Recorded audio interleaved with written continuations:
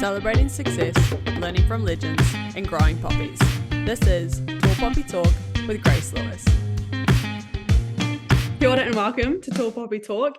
I'm very excited, a little bit nervous. Dan Williamson is an Olympic champion, New Zealand rower, Yale graduate with a Bachelor of Arts in Astronomy, a high-impact athlete. Dan began rowing as a novice in 2014 and saw early success, leading him to make decisions about following his ever-growing athletic ambitions, wherever that may take him.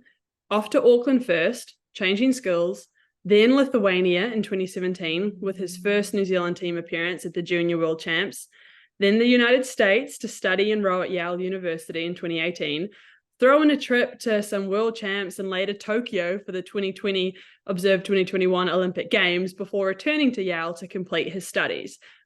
What's more, during all those worldly travels, both athletic and probably some enjoyment, Dan has been racking in the silverware, beginning at home with a borderline ridiculously impressive Aon Marty Cup into a silver at those juniors, dominated the under 20 and under 22 national scene, which propelled him right into the under 23 world champ men's four, who took home bronze in 2018. Off to Yale into the IRA's championship boat, all before returning to the elite squad in New Zealand to squeeze in some high performance training, earn silver in the Prem Pierre in 8, secure a last chance qualification in Lucerne in May of 2021, mere months before the New Zealand men's 8 would reclaim the Olympic gold title after a near 50-year wait. He was the youngest member at just 21 years old. But he's so much more. He's a friend, a keen outdoorsman, traveler, community-focused person, and I'm just so stoked to talk to you today. So first question, where and how are you today? Yeah, thank you. It's quite a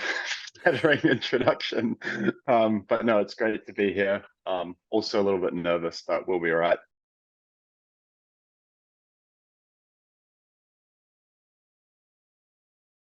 At the moment, I'm in Cambridge, New Zealand. So currently a part of summer squad here, obviously training towards the Paris 2024 Olympic Games. But I'm good. A little bit tired. We've just come off a big 2-week block after the summer break. So it's all rest and recovery this weekend before we jump into some racing and some trialing over the next few weeks. Oh my gosh. And yeah, you mentioned like tired. Is that just kind of a stock standard mode that you get in most days? Yeah, I mean, it comes and goes, obviously, with, depending on what period of training we're in. But yeah, being tired is a pretty constant and consistent part of high performance sport. And that's something that I love to touch upon. I know there's going to be a lot of sport talk and athlete because that is a huge part of your identity. But the first question, just to strip it back, as I mentioned, you are so many more things than that, but that's just probably a huge forefront. So if we are to take out the word athlete or rower, how would you describe yourself?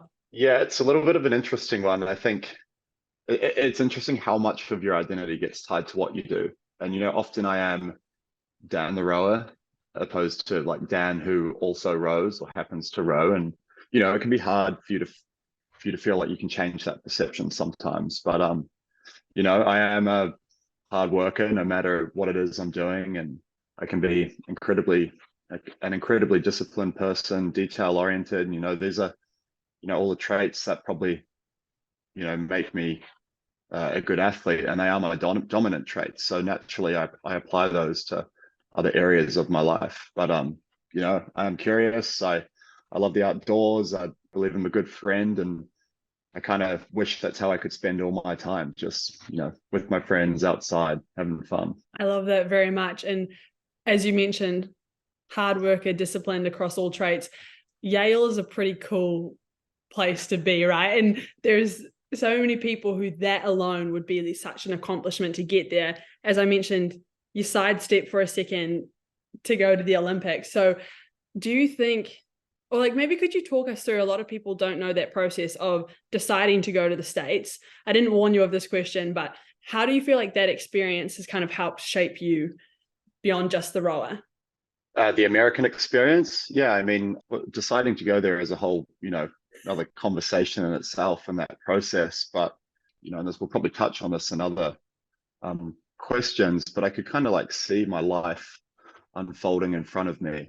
by the time I'd hit juniors or 23s, like what I could see it unfolding in New Zealand, being stuck. That sounds like a negative way to put it, but stuck in the system, like just being an athlete for the next 10 years of my life. And that does sound great, but you know, I wanted to be more than an athlete. I wanted to, you know, get some qualifications under my belt, and it was a little tricky to do that in New Zealand while being a full-time high performance athlete. So, you know, I was certainly drawn by that. Being over there, I mean, America is just incredibly interesting place. You've got this just huge melting pot of, you know, different people and cultures and thought and ideas. And again, being at a university that encourages discussion and collaboration of all those things, like quite a awesome experience to get out there and see how, you know, the rest of the world kind of lives. Totally. And even we were discussing before we started recording, like you went to Yale, which is in Connecticut, right? Is it Connecticut? Connecticut. Yes. Okay. Yeah. This little tri-state area we're in, I sometimes get confused where's where. And for those who don't know, I went to Rutgers, which is in New Jersey. And if you look at it on a map, you're like, oh, those are quite close. But no, like we have such different cultures and experiences, and people who ever find themselves in New Brunswick, New Jersey, probably have to giggle a little bit. It's a bit rough and rowdy. So I enjoy hearing what other athletes, especially rowers, of course, experience when they come to the States, because I was the same. Like suddenly a huge part of my identity was you're the New Zealand rower, and it was just cool to be from New Zealand. I was like, yeah, we did nothing to deserve this, just be born. And suddenly you're special for being from New Zealand. It's like a little superpower that you just had. Yeah, it's certainly got you in the door, you know, got a foot in the door of a few places. Yeah. Second question I sent over, and I'm so curious because we just mentioned Yale and Olympics and you're in summer squad and all these crazy things. How would you define high performance? Oh, yeah, again, well, like quite simply, it's being like in that top echelon of whatever it is you're pursuing. And I'd say that means like devoting a considerable amount of your personal time and energy towards a single endeavor. You know, you don't see many high performers with like split interests. And you know, that again, whether that's healthy or unhealthy is another conversation. But any like given point in time, like it's a pretty intense soul focus to be the best you can, with performance being the goal. And you know, that does mean that sometimes other facets of life are neglected, but that's a part of it and something we're conscious of and are fine with. So well said. Even like not having the split makes me think of your jack of all trades, master of none. Sometimes it's good to be the jack of all trades. Like you can try your hand at so many things, but to your point, when you do commit to being the master of that one thing, in this instance rowing, you have to be 100% all in. You can't be lukewarm because so many other people want to do that, and if you're not, someone else is willing to put in that level. So I think that's a good call out. It's not really feasible to be looking in many directions once you get to that echelon that you discussed. Right. And some people can do it, you know, but for most of us, it takes a. Oh, you say some people can do it. Why do you just think some people naturally have that talent to be able to pick something up at a greater speed? Like in your circles, have you noticed that difference between hard work and discipline, and sometimes people just have it?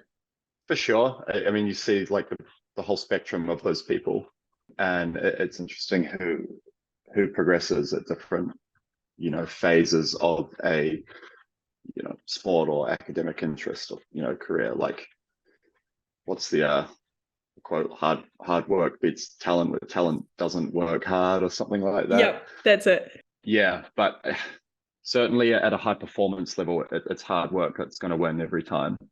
Just is. Just the way it is. But there are certainly, you know, if I speak within rowing, like different other levels, perhaps university level, where talent can get you a long way. You know, you're not quite doing you don't have the time to do enough hours of training for that to be a, you know, huge factor in who's going to pull ahead. So it is just like who's got more raw talent sometimes. Yeah, but it's certainly interesting to see who's got what, and you know, maybe learn off other people to see how you can elevate yourself. But yeah, definitely. I've been fortunate to also speak with Grace Prendergast and then Eric Murray on separate occasions, right. and I asked these similar questions, right? And something Grace and I got to was like her and with you and with Eric, and when you get to these high performance levels, like your metrics, in my opinion, are so skewed because everyone is extremely good. They're elite. And so the difference between the best and, like, for lack of a better word, the bottom is so small and so above where everyone else is. But Grace would say, you know, when she's 16, if you said, oh, you're going to go to the Olympics, she'd be like, you're crazy. That's so cool. But yeah, once you get into that circle of elite, you're suddenly like, well, what boat? Where am I sitting? What's our speed? Like, you've entered this weird bubble where you just can't get as much perspective that someone like me looking in is just like, wow, you went to the Olympics. That's awesome. Yeah, I mean, I kind of had like, and you have those like moments of reflection every now and then. I like consciously had one the other day where I was, you know, we're out training on Carapiro and we're all rowing pairs, and like I kind of thought back to when I was in my first couple of seasons rowing on Carapiro or racing on Carapiro, and you come to these regattas and, you know, you'd race your 15 events and your 16 events, 17, you know, whatever it was. And then of course, sprinkled throughout, you know, the school program, there were these like premier events, and you got to watch these elite rowers race. And I remember like looking at their times and looking at my times in the same boat and going like, oh, there's just like no way in a million years, no matter how much work I put in, I could get that fast. Like, it's just, you know, they're just something else. And yeah, I kind of just had like this weird thought the other day that, oh no, I'm actually like there right now. That's so good to be aware of it in the moment. And you know, was it you who, I believe, I remember seeing like on the news where there's a photo of like you and Hamish, and you're like at Marty, and next thing you're in the boat together. Can you talk me through, and any listeners, that photo? Yeah, I think I made a little like collage or something. I put on my story, Instagram story, like after the Olympics. It was like where it started versus where I am now or something. And it goes, the first one was this photo from 2014. I remember seeing Hamish in the boat park of my first year rowing, and, you know, greatest we've ever done it. So of course you run over and you're like, oh, can me and my friend get a photo? Good lad that he is, agreed. And we've got this photo of me and my mates standing either side of him. And it's quite funny actually, because even back then I was an inch or two taller than him. And I still remember that he turned to us and said, oh my God, like I feel like the coxswain right now. And we just kind of laughed at this, you know, like two-time Olympic champion. Well, once then, but soon to be two, soon to be three Olympic champion, kind of feeling that way. But yeah, and then obviously fast forward 6, 7 years, I'm sitting in the boat with probably one of the people that I looked up to the most throughout my like younger years. You know, there's no better example of like how to do it, how to be a high performance athlete, how to be in the best in the world at what you do. So yeah, and even further, I think Hamish was the person who reached out to me while I was at Yale to ask me, like, do you think you could come back and give the New Zealand team a crack? No way. And like I still got screenshots of those messages on my phone. It was just sitting in the library on like a Tuesday night at 8 p.m. and like first I get this like, Hamish Bond has sent you a friend request, or like wants to follow you, and it's like, okay. Now I get these messages and like, wow, like that was all a bit of a dream in a crazy 24 hours. And we could even get into that a little bit later about how that unfolded, but certainly pretty special, and even more incredible to just work day in, day out next to the guy, to watch him. He's, you know, watch him and feel him. He's incredibly inspiring. Oh my goodness. Like what he can put out on a daily basis is just phenomenal. And you start to like understand, you know, why him and Eric were so successful for so long. I know we have to get into it now, please. When you get that message, you take a screenshot, you're sitting there like, what are your next Wow. steps? Do you remember, like, what do you do when you receive that? Yeah, I remember all very clearly. So this was probably like it was 2019 after they failed to qualify the eight. And they'd had a turbulent few years that had guys come in, guys come out. I think they got like a medal in a World Cup and then they were out the back door at the next. And then they were looking on to qualify and then they didn't. And they won Henley and then they didn't qualify. Like it was a bit all over the place.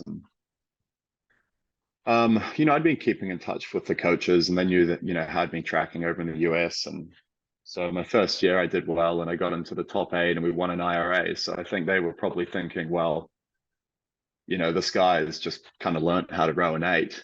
Like maybe he's got something useful. I don't know. So yeah, Hamish sends me a message and he pretty much just goes like, you have any interest in coming back to New Zealand? He's like, what's your 2K? What's your max power? What's your 5K? Just think we need a bit more power in this eight. And like he left it at that. And I was like, oh my God. So, went into my spreadsheets and found all my numbers and I sent it through to him and I waited a response. But essentially it evolved into a bit of back and forth and they were pretty keen to have me come back and trial for the eight for Tokyo 2020, which at that point was 2020. COVID wasn't a thing yet. Long story short, of a couple months go by and I actually end up sending an email back saying, sorry, I'm actually really enjoying what I'm doing right now. I'm super happy at Yale. I'm loving the rowing. I'm loving school. I'm, loving the people. Gotten really close with my friends. I want to graduate with them. So I don't really see myself taking a year off to come and do this. So thank you and respectfully, no thanks. And that Wow. was that. So I just went about my business at school. But of course, well, 6 months, less than 12 months later, COVID hit, and I was back to New Zealand anyway.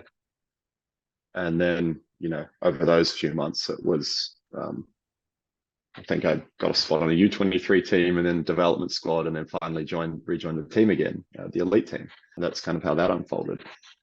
That is such a wild, cool story. And the fact that you backed yourself in your decision and then life does what it does and you get that opportunity. I also, when I was researching you, came across that you had to do, and maybe we'll cut this, who knows, but you had to do MIQ for 2 weeks, like between qualifying and then the Olympics, like less than 2 months. You're like, high performance athletes, you're actually just going to stop for 2 weeks.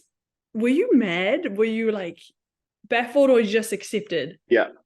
Well, firstly, we didn't stop. We had rowing machines. Yeah. So it was more like it's not that we're going to stop, it's that everything's going to be on a rowing machine and like, oh no, we're going to lose boat feel, kind of thing. Yeah. But there were plenty of obstacles that year, and this was just another one of them. And every single person could agree, coaches, physiologists, athletes, like this is one of the least ideal things you could have in the lead up to a pinnacle event.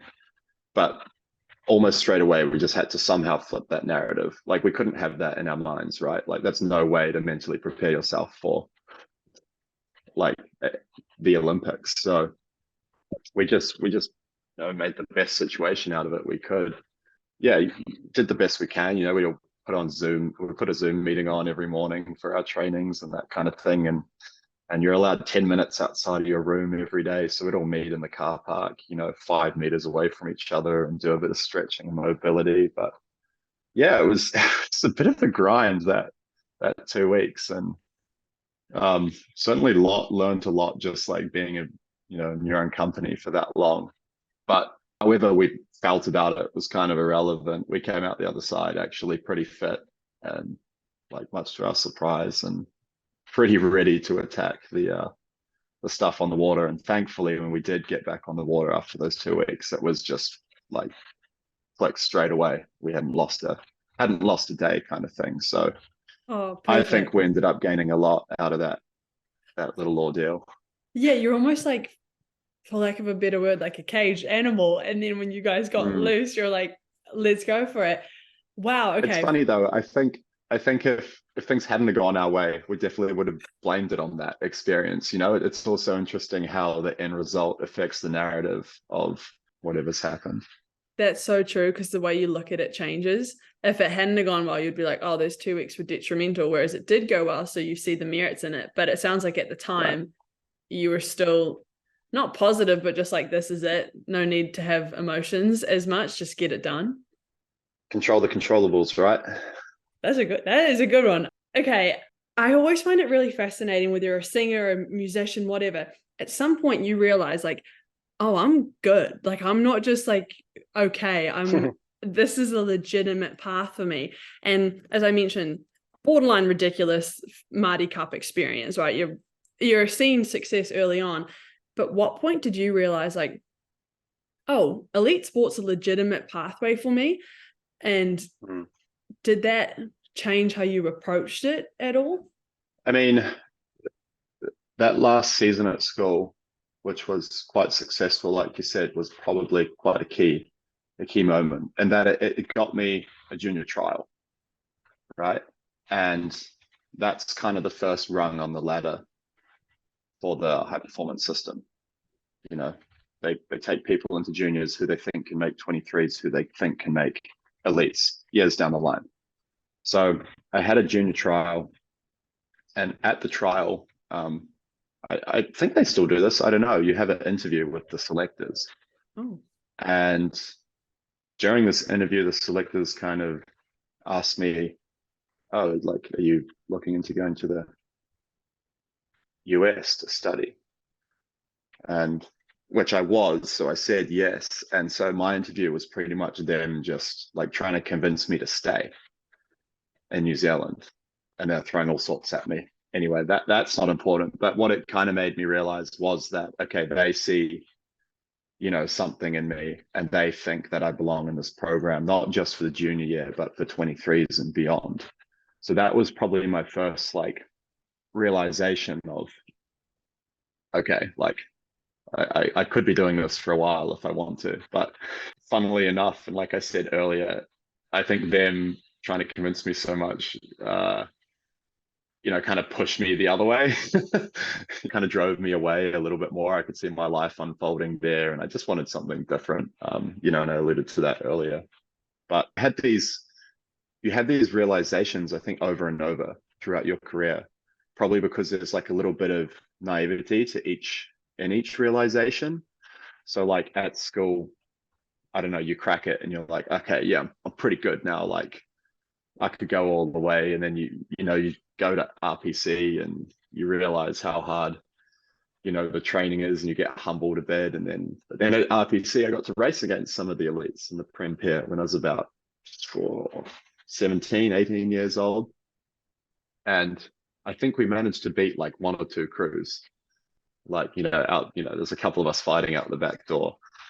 So then you have a little, you know, spark again, like, okay, I can beat one or two, or maybe in a few years with more work, I can beat a few more and actually, you know, earn myself a spot on that team. And, you know, it goes over and over. Then you get a medal at 23s. And I was quite competitive in my first year at Yale. So, and then being asked to come back to the NZ team was probably like the nail in the coffin of like, okay, it's less about me, like, it's less about me wanting to be there now, them ask like wanting me to be there. But yeah, certainly that juniors period was probably the point where I realized it was on the cards long term. definitely, especially when they're having those conversations of like, you should stay, you realize, oh, I have value, and that's got to feel good. And I remember visiting you at Karapero, you're in a little village, like it's probably, Yeah, it's like you've had your rowing at school, but this might be like that first time you're in an environment, literally like sleeping next to your teammates, so controlled, and everyone's like, you're getting that taste of like, oh, I'm in a high performance environment where everyone is actually pretty great and you belong there, and that's got to feel like quite validating.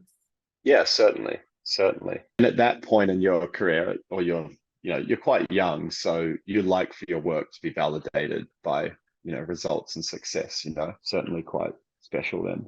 Yes, and that leads me to like my crux question. So the podcast, it's all about celebrating success and learning from legends and like growing more poppies and you've also had that US experience. When I came to the United States, I was like, oh, these people are like really proud of themselves. And I was like, can we just cut it out? Like that instinctiveness to be like, settle down. And now I've embraced it more, but tall poppy syndrome doesn't really exist here in the same way it does for us in New Zealand. So no right or wrong answer. Could you please describe tall poppy syndrome in your own words? And secondly, have you experienced it? Yeah. Tall poppy syndrome, probably like I don't know, can't quite think of the right adjective, but like a shaming or a degrading or a bringing down of a person who's in a like seemingly more desirable position to another, or trying to like belittle one's accomplishments. And like you see it a lot with successes in sport or academics or business, but it could also be that someone is just jealous maybe of how someone else goes about their life. It doesn't necessarily have to be tied to success. But I like to flip it around a little bit, and I think there's this idea, and it's summed up by, I think it's Denzel Washington, and I don't know if this has been said on this podcast before, but it's that you'll never be criticized by someone who's doing more than you. You'll always be criticized by someone doing less than you. It's always someone who, in their eyes, for whatever reason, they think they are below you, and that makes them jealous or uncomfortable, or maybe just upset that they can't do whatever it is that you are, and they try to bring this tall poppy down a few pegs, try to humble them, try to make them look the same as everyone else. That's really well said. Is that something that no one has said before, that quote? Did you hear it long ago? Does it stick with you, or is that something you just came across? Oh, it's probably something I just like scrolled across on like Instagram a couple years ago, but I don't know, you scroll across a lot of bullshit on social media, but for some reason that one has stuck with me. And it's true. In my experience, at least, I find those people focused on like growing their own grass aren't really paying attention if yours is this or that. If anything, they're like, oh, yo, right, how are you doing that? And creating this dialogue of, oh, I'm seeing your success. Let's actually converse because I want us to both rise and do better, as opposed to bringing you back down to where I'm at. And again, referencing the prior guest of Eric, just because there's so many relatables with you. Like he said, at the point when he got to the finals, he'd be like, I know I've put in the work. Like he's so confident because he's like, Hamish and I have done it. Like we've worked so hard in training that you can't say we're not great, because we are. Like his confidence was so earned in what he'd done and what he'd trained, that it was that kind of in awe of experiencing someone being so confident with themselves. But like with you, you're an Olympic champ. So when that happened, did you feel like, oh yeah, no, I've reached a level of success? Or do you still find yourself thinking like, oh, should I be, like, any imposter syndrome come through? Oh, huge. All imposter syndrome. I mean, like it was never part of the plan to go to Tokyo, right? Like I said that earlier, like I turned it down a few years ago. The plan was always graduate. Like if I'm, hopefully if I'm good enough, give Paris 2024 a crack and get a feel for it all. And then in 2028, maybe I'll like have some miles under my belt and the experience to be able to like go for a medal, or, go for that Olympic championship. So for me, like Tokyo was just never supposed to happen. And like I remember when it did, I was just laughing because I didn't know how to compute it. I was just sitting in the boat like after that finish line, just like kind of laughing to myself. And I certainly didn't believe it for a long time. For months, maybe even a year. Like, it was just I just really kind of, in a way as well, like refused to believe that I had done it, almost because like I still wanted to work towards it. Oh, yeah, like the Like, thing that was supposed to be the end goal had happened. yeah, so I'd kind of been like, no, my goal is still to win an Olympic gold medal. And I kind of just like tried to forget the fact that I had already done it. Um, but, and this is kind of circling back to what you said at the start, I went straight back to America after the Olympics. I didn't get to come home because of the timings with MIQ. I would have come back to New Zealand, been in MIQ for 2 weeks, and then like been home for 2 days, and then have to go back for the start of school, and it You just wasn't literally, worth it. I did not appreciate that you went straight from like Tokyo back to the States. Yeah, back to school. Yeah, and like you said, like I don't know, Americans are pretty great people, so my friends like to do a little bit of humbling to make sure I wasn't getting too high, but it certainly wasn't in the tall poppy sense because they were also the people, telling everyone else about my achievements and what I had done and like making sure the world knew about it kind of thing. So it was pretty awesome to have that kind of support group around me, and probably not something I would have gotten in New Zealand potentially. I don't know. Yeah, and I guess, I mean, you won't know because that didn't happen, but I was reading like since 1956, that was the last like Olympic medal Yale rower, right? So you turn up into that environment and you're like, oh wow. And in New Zealand, it's reclaiming the title again, another like 50-year span. So, Right. and we did kind of touch upon this, but you go back to school and you're getting back into another season. Suddenly, is there like the pressures that you probably already always had when you go to race internally, externally? How do you approach those, especially now post Olympic champ? How do you approach those pressures? Or do you have them? You probably do. Yeah, I mean, yes and no.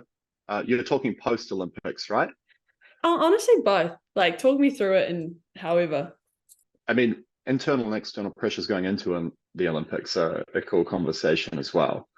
Um, and certainly there's different kinds of pressures post Olympics. Probably complicated in my situation by the fact that I had to deal with some significant injuries as well, which kind of kept me out of the boat for a long time and threw me right back to square one. But at least heading into an Olympic Games, or for us, like there was plenty of internal pressure, not a lot of external. Not many people thought we could win. And we'd kind of confirm that by coming second in the heat. So that there wasn't a lot of external pressure coming from, the rowing world or supporters or fans or whatever. At least I felt that to win. All of that was coming from ourselves. But dealing with that, I'd say there are a few things, and like the first one on a like long-term basis is like you have to be careful how you dream. Like you have these you have these big great dreams of what you want to accomplish, and probably saying to be careful about how you do that is the wrong way to word it, but like your dreams can be so powerful, like they are what make humans do extraordinary things, but sometimes they could mislead you a little bit because it does take much more than the dream itself to achieve it. So again, you're probably getting a little pattern here. Like I do love my quotes every now and then. A dream written down with a date becomes a goal broken down into steps becomes a plan backed by action becomes reality. So like straight away, you've brought this far-fetched idea of winning an Olympic Games into a simple step-by-step plan. And like, granted, I did not come up with a lot of the plan or the steps myself. You've got coaches and physiologists and experienced athletes who steer the collective ship. But, personally, I had my own plan too. And, bringing something into reality instead of this far-fetched idea, like removes a lot of the pressure. You don't have to think about the dream. You just have to like worry about the task at hand each day. And if you can complete it well enough, then it just pushes you further towards that end dream or that end goal. Definitely. I even, as you're speaking, and I'm hoping listeners are doing the same, I relate it to like, oh, what's a dream I have? And even with the podcast, there's certain people I'm like, oh, it would be incredible to talk to them. And like you were one, as I mentioned, I clearly had been following for a while. And then you start to go like, well, how do I do that? And you think, well, at some point you need to just communicate with him, right? Like you need to actually ask. And then I'm so pleasantly surprised when you're like, oh yeah, absolutely. And that's why you do the high impact athlete. Like you are someone who is very community focused as well. So that made that a reality for me. But just hearing you explain how, yeah, the dream and the steps to bring that into reality does make it seem more digestible and actionable, I think. Yeah, absolutely. That's a good one. I'm a fan of the quotes, absolutely. And okay, some like just fun questions that I have to know. 21-year-old, you're at the Olympics. I remember crying watching people like especially the women's like and then like when Phoebe Spores is going to Lucy and they're like crying because no one else is there. And now that I know you went straight from the Olympics back to school, like how do you FaceTime your parents afterwards? Like what are all the emotions like back home when you're in Tokyo? Yeah, I mean, it's pretty hard to send all that raw emotion through a screen, right? So, yeah, it was tricky. But oh, I mean, even I think straight away because we went back to like the like New Zealand team base and we had a like live link set up between where we were and like the cloud, and that's of course the cloud in Auckland, and that's where everyone's like all the supporters were and everyone watched the race. And I don't know if like you've gone back and watched those videos, but it looked like an epic time there in the cloud. Like sometimes I hear all these stories about people watching our race, and I'm like, man, I wish I could have watched it and not actually like raced it because it sounded like everyone had such a great time. But it was yeah, I mean, probably for a while, like I didn't know what emotions to convey or like how to talk to my family because I didn't feel like it happened. That you know, I was pinching myself kind of thing, and it was all very real to them, but it wasn't so much for me. But yeah, but certainly, you know, 12 months down the road, it was pretty special to have all those emotions coming back and seeing like my family for the first time and getting them to see my medal for the first time so so long after the race was like a bit bizarre, but also kind of nice to like refresh myself, you know, and refresh my memories of like that pretty special day. Um, yeah, but certainly it also didn't feel like anything different. You know, by that point, COVID had been around a while and everyone had been separated and got used to Zoom and that kind of thing. So it in a way felt like the new normal. Yeah. Yeah, I can relate to that a lot. Are there things you miss from the States now fully moved back to New Zealand? Is there like even just the fun things that you miss from Yale, if it was the food or the people? Like what are some things that you're better having learnt and taken from that experience that you go, oh, that'd be cool to have in New Zealand maybe a little bit? I mean, I certainly miss the dining halls. You know, like don't have Oh, to I cook know. 3 meals a day or you can eat. Damn, I wish I could have that here. But no, I certainly miss you know, I feel like here in Cambridge, you're very much in this like bubble of athletes, you know, and they're not necessarily rowers because cycling's also based here, canoeing's also based here, you know, some athletics athletes, you know, there's a triathletes, there's a range. But in the US, it was like very easy to get out of that bubble of sports and athletics, you know.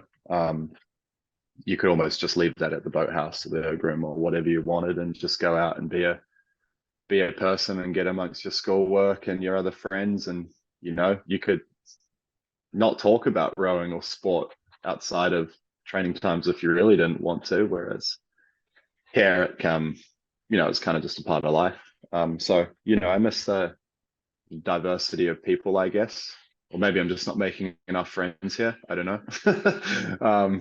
Yeah, I miss the diversity of people and, you know, getting to like get that break from sport every now and then.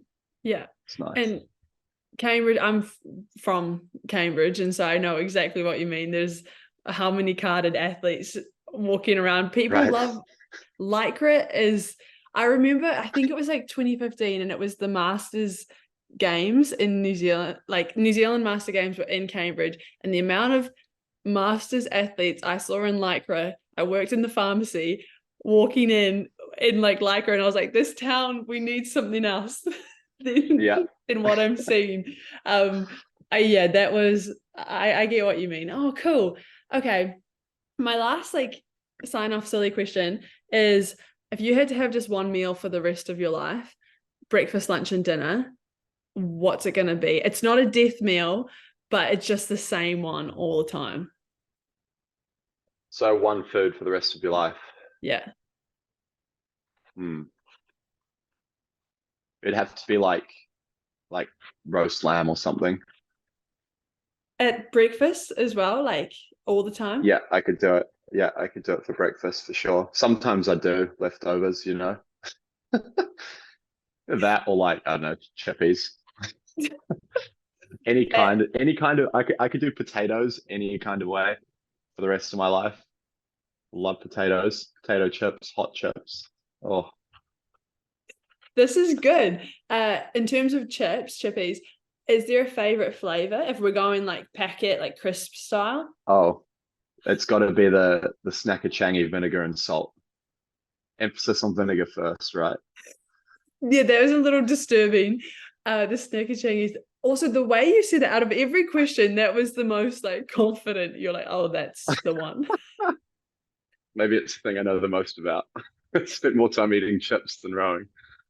No, I honestly could keep chatting forever, but I'm gonna formally wrap it up here. I'm hoping this is like, if you'll have it again, this is part one. We'll touch base in like another year and I'll see where you're at. But Dan, thank you so much for being on Tall Poppy Talk. I'm like just grinning this whole time, and I'm so wildly impressed and excited for what's next. So just thank you. No, thank you so much. It was great, very enjoyable. Thank you so much for listening to Tall Poppy Talk. We'll see you next time. Feel free to check us out on socials, YouTube, and the website. Thanks for today's guest.